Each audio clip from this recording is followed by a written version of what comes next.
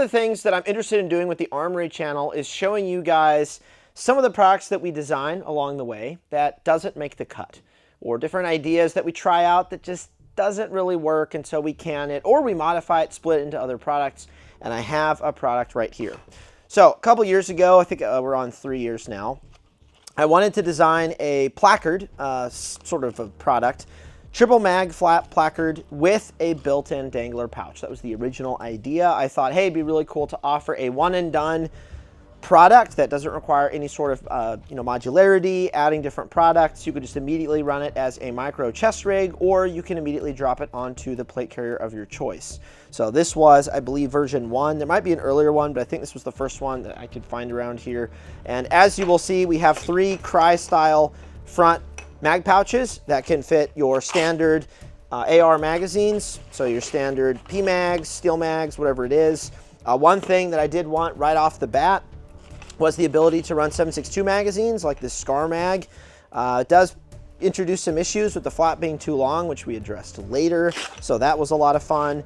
The dangler pouch itself was kind of hard to create because when it's sitting flat with the placard, it kind of pooches out, as you guys can see, with like a side profile shot. And the opening mechanism for this pouch was not very good. We were working with some designers from another company.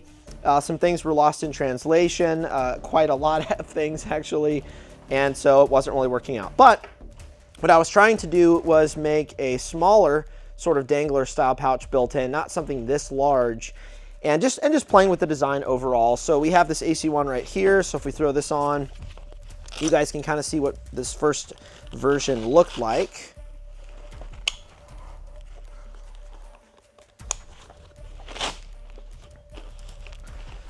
So you obviously have the 3 mags in the front, pretty common, pretty simple, and then the dangler kind of hangs down here doing its thing. A very large tourniquet sleeve, oversized, way too big, just lots of interesting things going on. So that was the first version. The proof of concept was there. I still wasn't sure if it was a good idea to do all this in one system, if you guys would want that, if it's a good idea to begin with. And so the next version, let's get rid of that.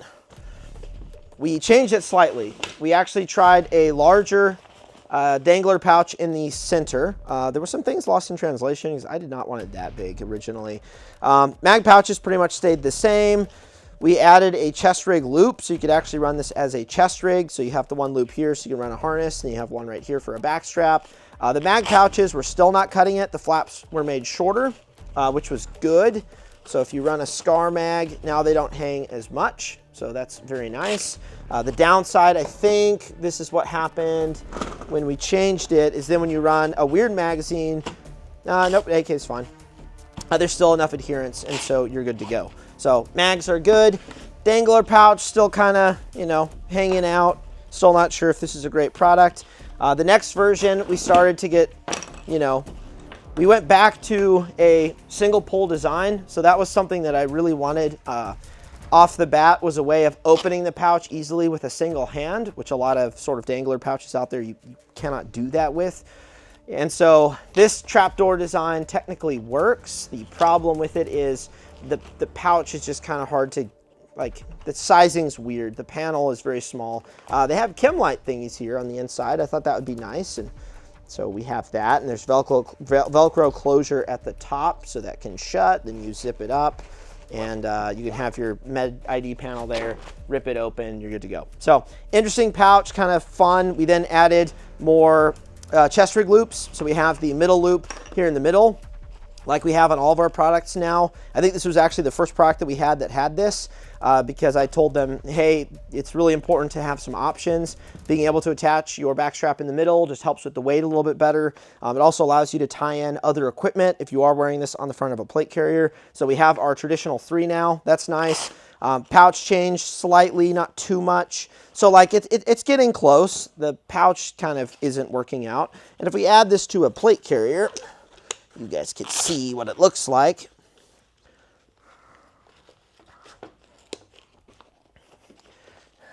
And another thing that they did, which is hard to see here, is they sewed this into the negative. I'm not going to explain it very well. Basically, they sewed the depth of the pouch to be backwards with the plate carrier or with the plate bag so that it sits flat against your body. It didn't work super well. They made that attempt. There is a way of doing that so that it does sit flat against the body. But with the way this is just sitting on the body, it's going to tip down. That's just kind of how it is. So that's kind of what it looks like. And then I remember shortly after we had this made, I had our QC cell. So we have a cell of folks in the other building who QC all the nylon that comes in-house. They QC a lot of products. They assemble packets of screws. They do all kinds of things. But they have sewing machines over there. They can make little adjustments. And I actually asked one of the women over there to chop the pouch off just completely and just give me a triple mag placard, because I started going, is this really a good idea? Is this really what people want? Is it really working out the way I want it to? Let's just do a triple mag placard and just get that out of the way. And that's what turned into our triple mag flap, which in this case I have built as a complete micro rig.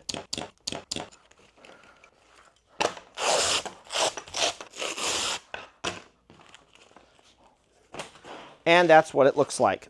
And this is a product that you can actually purchase. This is a product that I really like. It can still do all the things that the original design, we wanted the original design to do. You can fit 7.62 magazines. You can fit AR mags. You can fit 2 AR mags. You can do all the things that you need it to do. It just doesn't have the dangler pocket sewn in, and it's its own product. And I really like this. I run it on a lot of my setups because I can use any mags. I don't have to change out placards. I can just throw that on there. The Wallaby was getting made at the same time as its own product. It's just a dump pouch that you can add to the bottom of whatever kit you're using and drop stuff into. But the idea of this pouch was still alive. We still wanted a dangler pouch that you could open with one hand and actually get to stuff inside. And that actually turned into the Med-H. Again, a separate product, an individual product. So you can move it around different pieces of equipment, and it's ultimately a much superior product. We have the single hand opening of the pouch, which very few dangler style pouches have. This pouch was then also designed to be more medical centered, with various elastic loops sewn into the pouch for various medical equipment. Decompression needles, Sharpies, casualty cards go on the inside. Hemostatics, bandages can go here on the internal side. And then another thing that I really wanted as we were developing this pouch was the ability to wear it as a fanny as well. A lot of the other guys that were working on this pouch at the same time, Navy guy, a couple Marines, they ran fanny packs as their med kits, and then they had their carriers. So they really liked the idea of that. Tourniquet loop on the bottom is tighter and much better, fits all tourniquets. It's just a much superior design than the thing that we had earlier. And this product is quite nifty as far as dangler pouches go. So it's pretty cool to kind of put these together and just see how different these are, you know, starting from this guy and going to this. It's just a very interesting process, developing equipment, refining it, and testing it at the same time to really make the best product possible and see how the product evolves. The use case, the customer use case of this product just changed so much. This is just going to be much more useful. It is more expensive buying 2 separate parts that can do separate things with separate hardware, but you do ultimately get better equipment. However, I am curious if you guys like the idea of something like this that you can buy that's a one and done front placard that has some sort of GP pouch in the front. If that's a product you guys would be interested in purchasing in the future, and we could probably make something happen. What I would probably do is take this guy right here and I would just have a pouch sewn into the bottom. The cool thing with that, if we did do that, is there would actually still be room to mount a dangler underneath, so then you could have a 2-tiered pouch sort of system going on. You could have your sort of general purpose, very small pouch. Think like the Onward Research like SIMP pouch, you know, down here, very small. And then you could actually hang this underneath and have your full med kit. We are talking a lot of mass, but technically it is doable, and obviously is something that we were working on. And technically I could probably do on this right now. Taking this, it's going to hang a little low, and that's sort of what it would look like. Not sure it's a good idea. Not sure I want to do it. We also don't probably have the bandwidth because we have more important things we're working on, but interesting concepts nonetheless. But I'm going to throw on a carrier and show you guys what the Mid-H looks like and the triple mag flap look like together. So I've got the AC1 here with the triple mag placard attached. So mags, very easy to get into. And the Mid-H is actually attached on the inside of the plate bag. This makes it sit much more flat against the body with the triple mag flap, engaged. It does mean the entire setup is not as flexible. So if you bend down, you will feel the pouch a little bit more than if it's mounted on the front underneath the placard. But it doesn't flop around as much while you're sprinting and doing stuff. As far as the one-handed opening goes, that's what it looks like. You can then get to the inside of the pouch, grab things, and do stuff. It's just extremely nifty. There are a lot of people comparing this product right now to other dangler pouches on the market, which that is just what people are going to do when a nylon thing comes out. And we obviously have to take that into consideration as far as price point, features. Does it look like other people's product? We try not to do that as much as possible. I will say there's a limit to what you can do to make a belt different or a triple mag placard different or a plate carrier different. Like it's nylon sewn together with straps. Like nothing is that revolutionary. But as far as this product goes, what makes this different than most, if not all, pouches on the market is the one-handed opening, where I can literally grab a handle and rip the entire thing and have access to whatever is inside. A handgun, a large handgun at that. You can fit a huge pistol in here. Medical equipment, land nav stuff, whatever it happens to be. Price point on this pouch is solid too. It's like $80 to $85 depending on multicam or solids. And it comes with the fanny pack strap that comes with the pouch, which I have one around here somewhere. Here's one. So it's going to come with that if you want to use it with the buckles to go with it. You're just going to attach those to the sides. In this case, obviously running it on a plate carrier works super well.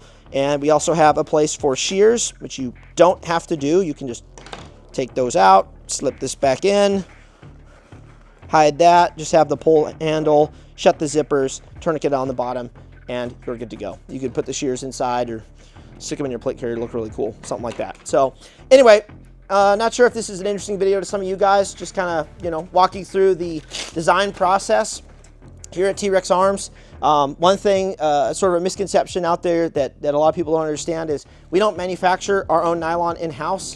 We tried to do that years ago. We made some ready rigs and some other products in-house, little stuff. It didn't work out real well. It's definitely not one of our strengths, running our own textiles. But one thing I think we are pretty good at and have been pretty good at is coming up with new designs and new ways of doing things, even if it's little stuff like stretchy back straps, mounting back straps in the middle of chest rigs, internal radio pouches on chest rigs, just little things like that, or a product like this Mid-H. That is different than what other people are doing. It's playing off of the same principles, but it's a different execution. We design and test in-house, and then we have OEMs here in the States who manufacture for us. Right now, we have 3 different OEMs, and we do scout them out and check in on them to make sure they're not smuggling stuff across the border and ripping tags out and doing all that, because we've experienced that before, and there was a lawsuit as well that we initiated. So we have 3 OEMs right now. We're standing up a 4th. We continue to design in-house. We continue to contract designers. We continue to test. I'm testing equipment. Brandon's testing equipment. This pouch is largely the brainchild of Brandon once we started moving into this product here and kind of what it was for, and departed from my original design, which frankly was crap. I just had like the idea. I hadn't taken it much further than that. And so now we have 2 solid nylon products that people can add to their plate carrier, any plate carrier of their choice really, any piece of equipment, and it just serves a different purpose.